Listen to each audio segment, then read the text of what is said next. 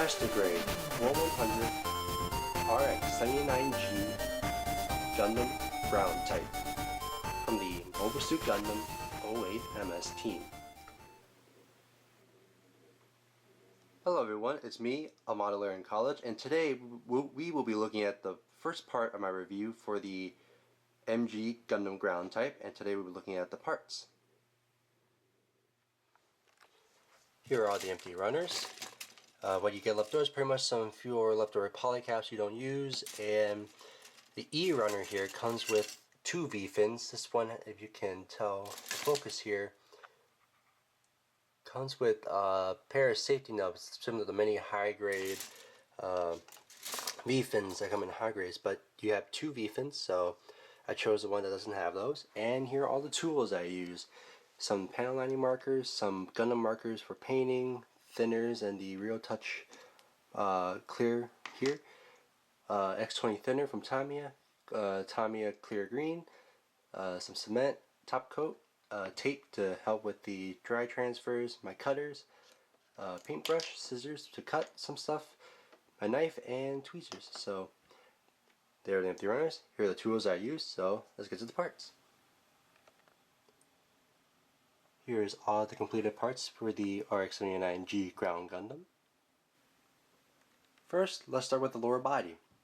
So you see here I have one leg separated, one with the waist, so I'll start with the separate leg here. So from articulation, there's no movement up in the hip, but you have a ball joint in there. Then for the bend of the knee, you get about roughly a 90-degree bend. Pretty typical for a 2000 release of Master Grade kit at the time. And you do get some articulation here in the knee part here, so you can pop it up and bend it forward and back. Not very far, but it kind of gives that aesthetic when give it a 90-degree bend and then you plant it on the ground, which gives it a very nice aesthetic, and it's very cool and gimmicky for a kit this old. Then on the side here, the storage unit to store your beam sabers. Again, you can stick one beam saber in there, and then you can close it up and seal shut. Then moving down to the lower leg here, moving the ankle guards up and down, no side to side. For the feet articulation and the ankles, you go side to side here, up and down. And for the feet, no articulation in the feet, so it's just a solid foot. And that's about it for the single leg. And then when you have it attached to the waist here, so for the front skirt you have ball joints, so they can go up that far, go out side to side ish, so you can get some nice angles for them. Then for the side skirts, they're all polycaps and go up that far. They can rotate within the polycap there. And these tiny little ammo packs here do come out, as you can see. And these ammo packs can be used for the machine gun that comes with the kit, and it can be swapped out in and out. Rear skirt doesn't move, but it does have a polycap there to insert the upper torso to your waist. And then you have ball joints here. They can connect your leg here into there. And for the articulation from the waist here, you can go forward about that far, go back about that far until it starts hitting the rear skirt, and then you can twist it about that far out. That's when the upper part starts hindering with the ball joint there. So for movement, you get really good forward movement, but to the rear and side, not very good. And for a kit of this age though, it's very typical. But overall, very solid set of legs and waist, and pretty much kits nowadays pretty much based everything off from those old kits and what Bandai was able to engineer. So it's pretty amazing how well this kit held up for the past 17 some years. So here are the arms and the shoulders. So first we'll go with the separate parts first. So here's the main shoulder. As you can see here, I put on the dry transfer there. Of course there's some damage there. Not my best application, but looks pretty good, a little bit worn out. And sprayed that with top coat to protect that and sealed in, but pretty much a very generic white shoulder piece. Just took advantage of the panel lining opportunities and lined it with the gray panel lining marker.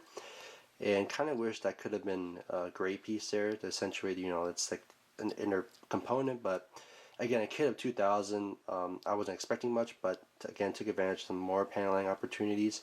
Overall, a pretty decent looking shoulder piece. And that plugs in with this joint here, pretty much. Just stick it through, and it should have a soft click there. And for articulation, the ball joint here can go up and down, and at the upper piece of the arm of the bicep can rotate there, 360. Then at the joint at the elbow here, here's the you can go up about a full 180, which is actually pretty amazing for a kit this old as well. Like, funny thing how the leg can only go about 90 degrees, but the arm can pretty much go the full 180, so that's very good articulations there. And what I do like, which not many kits are doing, particularly in, like, for example, C kits or double O kits, but in UC kits, I really love how the Earth Federation mobile suits have these elbow pads, I would say, or elbow armor, which is also prevalent in the MG Gundam The Origin and the MG GM Sniper 2. So I really like that about Earth Federation design mobile from the UC timeline. But other than that, moving on, more paneling opportunities on the armor here, and for the hands, it will be in the ball joint. You can push them out a little bit, not too much, but you can push them out a bit to, you know, get some more distance so they can be more articulate, or push them in so they can be very stiff. But for the hands here, it's the three attached fingers, the one index finger, and the ball jointed thumb. And of course, again, it represents its old design. Newer kits these days sort of swap fingers now, or the older kits used to do like the 3-finger trigger finger and thumb setup. But this does not have a peg though. This let you guys know. So you're expecting a peg or something to hold the beam rifle, the machine gun, or the cannon in. Don't expect anything. I really recommend using putty. You want to be more affordable, or you're that much of an expert. Pin a rod in there, or just glue the beam rifle or machine gun straight in there, as there is really no way to hold these securely without extra effort. And again, some more paneling in the hands, but very nice. And of course, here's all of it all put together. You get some rotation here with the shoulder joint on, and of course you attach this onto the torso. And overall, this is a very nice arm, and again, took advantage of more deco work there with the EFSF 081, pretty much for the 8th MS team, and the one for Shiro Amada in the Federation logo. There is a big boo-boo though. I did mess up with the 0 there, so it kind of looks scratched up. But again, I kind of like the effect, and Bandai could have done a better part on their side. That should be EFGF, Earth Federation Ground Forces, not EFSF, Earth Federation Space Forces, because technically the RX-79G is technically a Ground Forces mobile suit, so they done goofed on their part. But since that's all the decals they had, and I didn't want to wait to order a new set, I just put them on anyway. It still looks nice, top coated, and it looks very nice. So here are the arms and the shoulders. Besides the other 2 pairs of hands that has the 3-in-1 hands, you get 2 other sets. You get a set of open hands, one for the left, one for the right, and a pair of closed fists. And pretty much, again, typical 2000, they came with their own separate runner, so they had a more softer plastic on there, but also very generic for the time of the 2000s, as some of the earlier master kits pretty much use the same hands, a little oversized. But again, took advantage of some paneling opportunities on the gauntlets and added some black into the hands, but they're not very noticeable. But overall, you get 2 extra sets of hands, so you can do the hand pose when you're trying to rescue someone flying out of the sky, and this normal fist when you're displaying it. So glad these came with the kit. Next here we do the backpack. And as you see here, the backpack holds the main white container unit that carries a large cannon. So they're held in by pegs there and up there in the sub arms. I'll move up to the side. For articulation, the top arms can go up and down and go slightly above that 90 degrees, because I'll explain why you'll need that for the container. Of course, they can shift down and up. So we get more articulation, and of course you can shift the bottom arms up and down, but you can slide them up and down. But in order to close it up when the white container's not in, pushes all the way up and lock these down. These tiny tabs will lock in here securely. And for the top arms, you have to send them down one notch, one click, and then slide them down, and they'll plug into the hole for them to line up, and that's pretty much it. Closed up. Let's see, we can fix that. Yep, there we go. Of course, that's pretty much all the articulations in the backpack. But of course, took advantage of some of the paneling opportunities. There's the attachment points to plug into the torso and the thrusters. Again, to break the monotony of it, I added some red paint in the thrusters to break the color get some color separation again. And like pretty much any other master grade kits out there, they don't usually paint in the give you parts for the thrusters, so I just painted it anyway. So breaks up the color, looks very nice, a decently looking backpack, and yeah. Next we have the head and the torso, which is a very nice color separated head and torso. Took advantage using some of my panel lining opportunities and using the decals that came with the kit. Of course, the triangle and the RX-79G are all dry transfer, and of course that warning label there is a sticker.